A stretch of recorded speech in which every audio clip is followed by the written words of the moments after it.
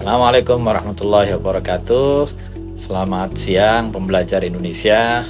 Salam kenal, saya Ali Ridho Barakbah dari Politeknik Elektronika Negeri Surabaya. Dalam kesempatan kali ini saya mencoba untuk memberikan arahan terkait dengan pengenalan artificial intelligence atau kecerdasan buatan. Kalau kita melihat kecerdasan buatan, ya itu ada 4 hal yang perlu diingat. Yang pertama adalah kecerdasan itu terkait dengan bagaimana membangun suatu sistem yang bisa berpikir seperti manusia.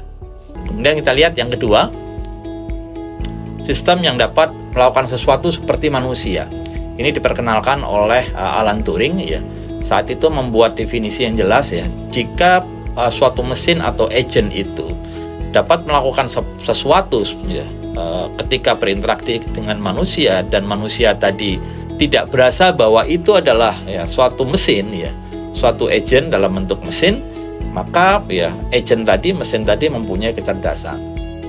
Ketiga adalah sistem yang dapat ya berpikir secara rasional. Secara rasional ini adalah ditimbang dengan sesuatu yang bersifat logik ya. Karena itu muncul yang namanya logical artificial intelligence atau logic ya programming. Ketika kita meletakkan dasar-dasar ya secara logik bahwa hubungan dari satu node ke node lain, hubungan antara argumen itu dengan tepat, maka terjalinlah suatu ya keterhubungan satu sama lain ya dengan predikat yang kita definisikan bersama.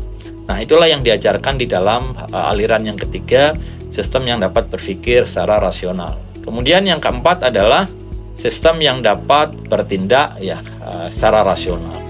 Jadi secara rasional ini ditimbang bahwa suatu mesin agent itu dapat melakukan ya pekerjaan seperti manusia, tapi melakukan pekerjaannya harus dengan target tertentu. Ya. Target tertentunya nanti diukur ya dengan sesuatu yang sifatnya itu numerik ya. Ada kesepahaman ya terkait dengan kinerja dari rasional tadi, rationality tadi. Pertanyaan yang menarik adalah ya apakah kita mampu membuat suatu hardware yang sekompleks ya sel-sel saraf kita, otak kita ya, brain kita. Jawabannya ya tidak menutup kemungkinan bahwa mungkin suatu saat nanti ya kita mampu untuk membuat suatu mesin ya hardware ya perangkat keras yang sekompleks ya otak kita. Di mana di dalam otak kita itu terdiri dari puluhan miliar ya, puluhan triliun neuron sel-sel saraf yang satu sama lain itu saling terhubung secara terorganisir rapi ya untuk menyelesaikan satu pekerjaan dan satu sama lain saling memberikan feedback ya dalam bentuk learning ya untuk pengenalan sesuatu. Sistem yang cerdas ya penerapan artificial intelligence ya itu sehari-hari sekarang kita melihat ya di kehidupan kita tidak terlepas dari kecerdasan buatan ya. Kita ke kantor pos ya, kita melihat bahwa bagaimana cara mereka merekognisi, melakukan pengurutan surat ya, itu dengan kecerdasan buatan. Kemudian bagaimana ya kita melihat ketika kita pergi ke bank ya atau ke ATM ya, itu melakukan sesuatu transaksi ya, itu kecerdasan buatan berada di sana ya.